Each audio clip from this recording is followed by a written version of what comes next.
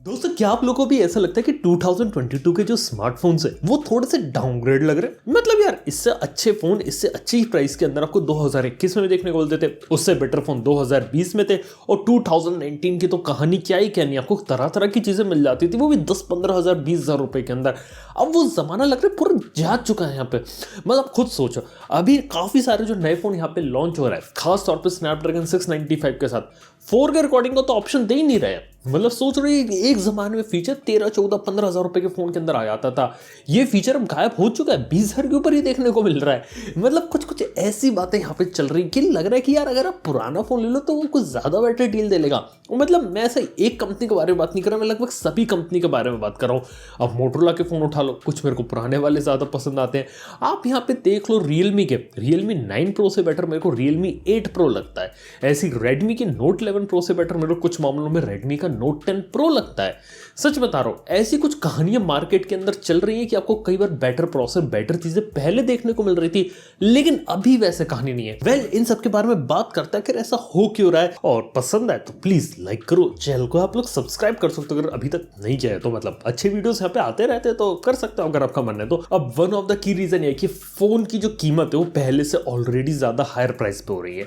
अब इसके पीछे का सिंपल सा तरीका ये कि पिछले साल जब भी कोई कंपनी अपना एक फोन लॉन्च करती थी, वो लॉन्च के समय कम कीमत पे होता था, लेकिन पहली सेल दूसरी सेल हुई, एक महीने हुआ, फोन की कीमत 500 रुपए बढ़ा दी, 1000 रुपए बढ़ा दी। ये प्रॉब्लम कंपनी को फेस करनी पड़ती थी और उसके बाद कंपनी को ऑनलाइन बहुत बैशिंग मिलती थी कि शुरुआत में लोगों ने सस्ते में ले लिया, फिर बाद में आपने कीमत इंक्रीज कर दी। रेडमी नोट 10 का बहुत अच्छा एग्जांपल है, उसकी कीमत बहुत तेजी से इंक्रीज हुई थी हर 2-3 महीने के अंदर। लेकिन एग्जैक्टली बात है कि इन सबसे लड़ने के लिए क्या किया है, अब फोन की जो प्राइसेस है वो ऑलरेडी हायर प्राइस पॉइंट पर लॉन्च कर रहे हैं ताकि इन्हें फ्यूचर में अपने फोन की कीमतों को ज्यादा ना करना पड़े। अब इसका इंपैक्ट यहाँ पे बताऊं क्या पड़ गया, वो पड़ गया जो फोन पहले 10-11 हज़ार रुपए की कीमत पे अच्छा मिल सकता था, वो 12-13 या फिर 14,000 की रेंज यहाँ पे टच कर रहा है। ऐसी 15,000 रुपए का सेगमेंट ऑलरेडी 20,000 तक खिसक चुका है और 20,000 वाला सेगमेंट 25,000 तक खिसक चुका है।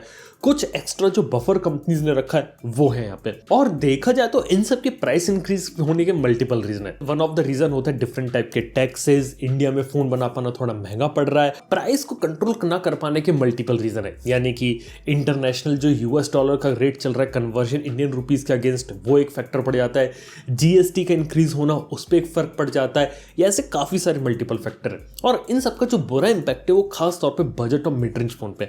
अब देखो, एक फ्लैगशिप फोन को बना पाना यहाँ पे सस्ता पड़ता है, 20-25 हज़ार रुपए में आप यहाँ पे एक फ्लैगशिप फोन बना सकते हो आज के समय में, और उसके बाद कंपनी ढेर सारा प्रॉफिट उसके ऊपर कमा सकती है। लेकिन एक बजट फोन 10,000 रुपए का फोन बनाना ना, वो बना पाना महंगा पड़ गया, 5 से 6 हज़ार रुपए लगते हैं, और उसके बाद कंपनी के पास बहुत कम जगह बचती है कि यहाँ पे हम टैक्स भर दे, यहाँ पे हम पैसा भी बना ले, डीलर को भी पैसा दे दे, फ्लिपकार्ट, शिपिंग चार्जेस सब कुछ हैंडल करना है, और यहीं पे प्रॉब्लम क्रिएट होती है। और इसी चीज को मैनेज करने के लिए रेट लग रहे थोड़े से यहाँ पे इंक्रीज हो गए हैं।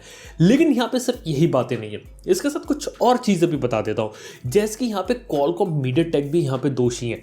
अब सबसे बड़ा रीजन ये है कि चिप शॉर्टेज का हर कंपनियां शिकार हो चुकी है, और क्वालकॉम, मीडियाटेक जो प्रोसेसर बनाने वाली कंपनीज है वो अपने प्रोसेसरों के दाम उन्होंने इंक्रीज कर दिए। एक राज की बात है कि 8 Gen 1 की जो कीमत है वो पिछली 888 प्लस से ज्यादा है, इसलिए 8 Gen 1 वाले फोन जो है वो आपको महंगे रेट में ही देखने को मिलेंगे, क्योंकि जो स्नैपड्रैगन है प्रोसेसर ही महंगे में बेच रही है। भले ही उनके प्रोसेसर में हीटिंग हो रही है, प्रॉब्लम है, लेकिन यहाँ वो फोन को प्रोसेसर को जानबूझ के महंगे प्राइस में बेच रहे हैं, और ये सब करने के लिए अपना जो बजट प्रोसेसर होता है उसको वहां पे क्रिपल कर देते हैं। कहने का मतलब है कि वहां पे उसकी परफॉर्मेंस कंट्रोल कर देते हैं या फिर उसके अंदर से फीचर हटा देते हैं। एग्जांपल तो स्नैपड्रैगन 695 एक अच्छा चिपसेट है, नो डाउट, बैटरी अच्छे तरीके से यहाँ पे बचाता है, परफॉर्मेंस अच्छे तरीके से निकालता है, 7 सीरीज के बराबर की परफॉर्मेंस है। लेकिन पता है प्रॉब्लम क्या है, वो मेरे को लगता है उसके आईएसपी में प्रॉब्लम है, क्योंकि आईएसपी जितने भी फोन टेस्ट करे, कैमरा अच्छा है लेकिन उस up to the mark category पे नहीं हिट कर पा रहा है जिस कैटेगरी में उसके फोन अवेलेबल है। मतलब 20,000 के सेगमेंट में अगर फोन मिल रहा है उस लेवल तक कैमरा नहीं जा पा रहा है। यहां तक की बात कर, फोन में से 4K वीडियो रिकॉर्डिंग का फीचर गायब कर रखा है। ये प्रोसेसर का फीचर होता है वो उन्होंने यहां से उड़ा दिया, जानबूझ के अपने सस्ते प्रोसेसर को ऐसा बना दिया कि अगर आपको सारे फीचर चाहिए, सारी चीजें चाहिए, आप ज्यादा पैसा खर्च करो, हमारा महंगा प्रोसेसर लो। यार ये क्वालकॉम, मीडियाटेक दोनों यहीं पे काम कर रहे हैं। मीडियाटेक की कहानी भी ये कि उन्होंने भी काफी सारे प्रोसेसर में काफी सी बेसिक चीजें गायब कर दी थी और वो सब उन्होंने महंगे में दिया था। अभी क्या हो रहा है, डिमेंसिटी लाइनअप जब से उनकी चल पड़ी तब से उन्होंने महंगे प्रोसेसर में भी कूद गए। खास तौर पे बात करें डिमेंसिटी 9000 की, कहा जा रहा है कि उसकी उसकी जो प्राइसिंग है वो लगभग स्नैपड्रैगन 888 को टच कर रही है और डिमेंसिटी 9000 वाले फोन्स भी आएंगे। तो आप समझ लो जो 888 के साथ फोन चल रहे हैं लगभग 35-40 हज़ार की रेंज उसे ही टच करेंगे। इवन खुद आप देखो कि 35-36 की रेंज के अराउंड डिमेंसिटी 810 8000 इस टाइप के प्रोसेसर वाले फोन्स देखने को मिलेंगे। मतलब मीडियाटेक ने भी फायदा उठाते हुए जहां पहले सस्ते में प्रोसेसर बना के बेच रही थी, अब उन्होंने भी अपने महंगे वाले प्रोसेसर निकाल दिए। क्यों नहीं लगता है कि क्वालकॉम इंक्रीज कर सकते तो हम क्यों नहीं इंक्रीज कर सकते। ये एक बात हो जाती है कि क्यों अपकमिंग फोन और काफी सारे जो फोन है वहां पे प्राइस इंक्रीज होने वाला है। लेकिन एक बात यहाँ पे ये भी है कि आज के समय में चिप और कंपोनेंट शॉर्टेज इतनी है यहाँ पे कि कंपनियों को मोबाइल फोन बना पाना हो रहा है काफी ज्यादा मुश्किल।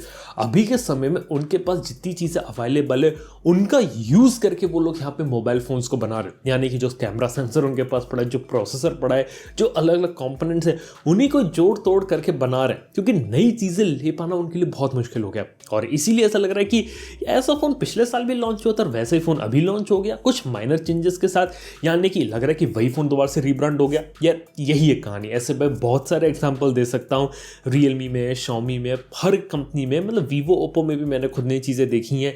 मतलब खुद देखो वन प्लस के कुछ फोन्स तो ऐसे जो कि एग्जैक्टली ओप्पो का फोन उठा के आ गए हैं। ऐसी चीजें हम लोग यहाँ पे एक्सपीरियंस कर रहे हैं और यही एक रीजन है कि नए कंपोनेंट्स ले पाना मुश्किल हो गया है और इसलिए पुराने कंपोनेंट्स, पुराने प्रोसेसर के साथ ही चीजों को यहाँ पे डेवलप किया जा रहा है। अगर ऐसा नहीं होता तो कंपनियों के बहुत बड़े बड़े प्लान थे नए नए 5G डिवाइसेस और नई नई चीजें निकालने के, लेकिन वो चीज यहाँ पे लोग कर नहीं पा रहे हैं। इसके साथ ही बात यहाँ पे ये है कि यहाँ पे इंडिविजुअल कंपोनेंट की प्राइसेस बढ़ गई है, फैक्ट्री को चला पाना महंगा हो गया है, ऑपरेशन कॉस्ट और ट्रांसपोर्टेशन कॉस्ट हर चीज इंक्रीज हुई है और सबसे बुरा इंपैक्ट जो बजट और मिड रेंज फोन होते हैं वहां पे पड़ा है। और इसी के साथ ही यहाँ पे जो मैं 5G के बारे में बात कर रहा था तो ये भी है कि 5G को लेके 5G जो टैक्स लग रहा है वो यहाँ पे दिक्कत है कि आज के समय में रिक्वायरमेंट 5G की है। भले इंडिया में 5G नहीं है लेकिन फिर भी 5G फोन को बनाने के लिए कंपनी को यहाँ पे रॉयल्टी पे करनी पड़ती है, बैंड डालने पड़ते, उसकी कॉस्ट आती है, एंटीना की कॉस्ट आती है, ये सब चीजें यहाँ पे पे करनी पड़ती हैं और तब जाके यहाँ पे काम होता है। यानी कि यही एक रीजन है कि 5G फोन को थोड़ा सा महंगा बनाना पड़ रहा है। अब जब 5G फोन के प्रोसेसर, बैंड, इन सब पे खर्चा कर देगी कंपनी तो दूसरे कंपोनेंट के लिए कहां से पैसा लाएगी। इसलिए हटाओ एमोलेड, डालो LCD, हटाओ अल्ट्रा वाइड एंगल लेंस, ये सब चीजें यहाँ पे करनी पड़ेगी कि बैटरी में कॉम्प्रोमाइज कर दो, चार्जिंग स्पीड में कर दो, इधर उधर कर दो और ये सब करके फोन बेच दो। और इन सब के चक्कर में जो फोन की कीमतें हो रही है वो ज्यादा महंगी। जहां आज से कुछ साल पहले 10,000 में लोग बेस्ट फोन मांगते थे, फिर ये चीज 15,000 में हुई और अभी के समय ये चीज 20,000 तक पहुंच चुकी है। लोग पहले से ज्यादा स्पेंड कर भी रहे हैं और कंपनियों को भी बात मालूम है, इसलिए वो अपने फोन के रेट और सारा का सारा जो पूरा मार्केट है वो यहाँ पे खिसका रही है। मतलब खुद देखो कि एक जमाने में रेडमी नोट सीरीज 10,000 में खत्म हो जाती थी, अब वो 20,000 के पार पहुंच चुकी है। कुछ हाँ ऐसी चीजें चल रही हैं मार्केट में। बस यहाँ पे मुझे बस यही चीज समझ में आती है कि कंपनियां जब अपने महंगे फोन बना देती है ना तो उनको बस जस्टिफाई करने के लिए अलग अलग फीचर डालती है, जैसे कि 5G one of the feature हो गया, high refresh rate AMOLED screen यहाँ पे एक फीचर हो गई, OIS एक ऐसा फीचर हो गया जो दूसरे नहीं दे पाते, यहाँ तक कि फास्ट चार्जिंग जो 100 वाट के ऊपर 120-150 वाट आ गई है वो सब भी। ऐसे एक दो कुछ यूनिक फीचर्स आपको देखने को मिल जाते हैं जिससे आप उस ज्यादा फोन की प्राइसिंग जो इंक्रीज करी ना वो यहाँ पे जस्टिफाई की जा सके। हालांकि देखा जाए तो कुछ पर्टिकुलर फीचर को छोड़ दे, कुछ ऐसी चीजें अगर हम हटा दें तो लगता है कि पिछले साल या उससे भी पिछले साल कुछ ज्यादा बेटर फोन्स देखने को मिल रहे थे। लेकिन अभी ऐसा लग रहा है कि हल्का सा यहाँ पे डाउनग्रेड लग रहा है फोन के अंदर कहीं ना कहीं। आप लोग बताइए क्या आप लोग को भी ऐसा फील होता है कि मोबाइल फोन पहले से ज्यादा डाउनग्रेड हो गए या नहीं हुए? ये बात आप मुझे नीचे कमेंट में बताना ना भूलना। वीडियो पसंद आए लाइक कर देना, चैनल को सब्सक्राइब कर लेना। थैंक यू वीडियो देखने के लिए। मैं आपसे मिलूंगा नेक्स्ट वन के अंदर। Good bye.